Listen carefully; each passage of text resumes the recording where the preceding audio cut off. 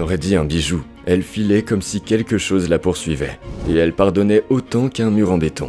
Voici la Brauf Superior SS1, une moto conçue pour ceux qui portaient du cuir et avaient une bonne assurance vie. Lancée en 1924, c'était la première moto vendue avec une promesse, atteindre les 160 km/h, à une époque où la plupart des motos peinaient déjà à battre la pluie au feu rouge. Pas de production de masse, chaque exemplaire était assemblé à la main et testé personnellement par George Brauf. Si la moto ne lui faisait pas un peu peur, retour à l'atelier. Certains l'appelaient la Rolls-Royce des motos, et George s'est arrangé pour que ça ne soit pas une exagération. Chère, brillante, dangereusement rapide, la SS100 n'était pas un simple moyen de transport, c'était un symbole. Mais sa vraie notoriété, elle est arrivée plus tard, avec un accident qui allait transformer cette beauté en légende. L'accident qui a scellé la légende. La SS100 avait déjà la réputation d'être une bête de puissance, mais un drame allait la faire entrer dans l'histoire, la mort de son pilote le plus célèbre. T.E. Lawrence, alias Lawrence d'Arabie, ne se contentait pas de posséder des Brauf. Il en était amoureux. Il les pilotait avec une telle passion que même les assureurs de l'époque devaient transpirer à chaque sortie. Sa 7e Brauf, surnommée George VII, fut la dernière. En 1935, en roulant à la campagne, Lawrence évita 2 jeunes cyclistes. Il perdit le contrôle, chuta et succomba 6 jours plus tard à ses blessures à la tête.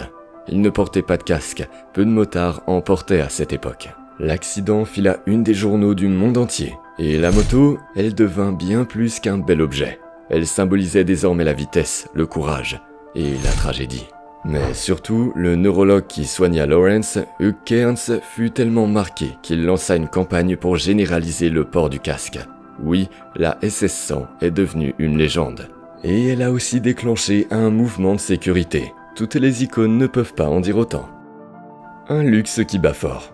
À la fin des années 30, la SS100 n'était pas juste rapide, elle était célèbre. Des têtes couronnées l'enfourchaient, les célébrités la réclamaient, et les pilotes la pourchassaient comme si elle valait une prime.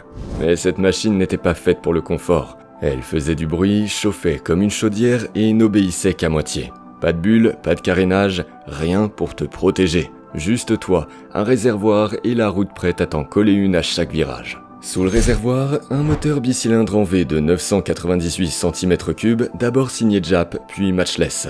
Puissance, jusqu'à 60 chevaux selon les versions. Pas impressionnant aujourd'hui, mais à l'époque, c'était comme grimper sur une grenade dégoupillée avec un guidon. Et n'oubliez pas, les routes, à l'époque, c'était souvent des idées vagues sur de la terre battue. Passer les 160 km/h là-dessus, ce n'était pas juste la moto qui tremblait, c'était l'âme du pilote. Et pourtant, les motards en redemandaient, parce que la SS100 n'était pas juste une moto, c'était un duel. Un dialogue entre la machine et son pilote qui ressemblait à ça. Tu veux jouer ? Je suis déjà loin. Un blindé qui trace droit. La SS100 n'était pas seulement solide, elle était rusée. George Brauf avait conçu un cadre spécial, un double berceau en acier, rigide là où il fallait, souple quand il fallait. Résultat, elle tenait la route alors que d'autres dansaient la samba dans les virages. Chaque soudure était inspectée, chaque jonction comptait. Et George n'était pas du genre à suivre la fiche technique du moment. Il composait ses motos comme on assemble une montre de luxe. Fourche Castle, frein piqué sur des modèles de course, boîte revue pour tirer long. Un patchwork pareil n'aurait jamais dû fonctionner. Mais dans les mains de Brauf, ça devenait une symphonie mécanique. S'il ne trouvait pas la pièce qu'il voulait, il la fabriquait. Si elle existait mais qu'elle ne lui plaisait pas, il l'améliorait. Résultat, une moto qui semblait faite pour vous, rapide, stable et suspendue quelque part entre le raffinement et le danger.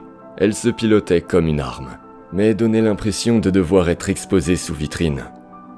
Silence de guerre. Puis vint 1939 et tout bascula.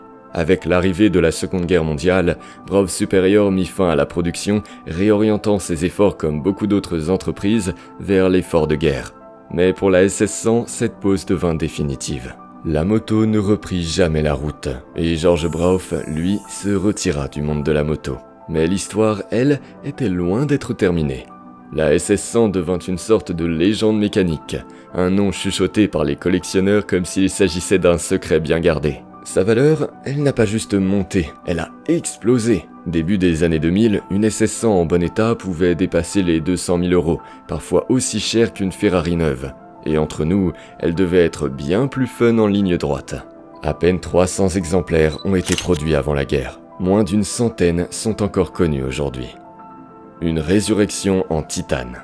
Retour en 2008. Un entrepreneur britannique, Mark Upham, rachète les droits du nom Brav Superior. Mais il le sait, on ne ressuscite pas une légende avec un simple logo collé sur un réservoir.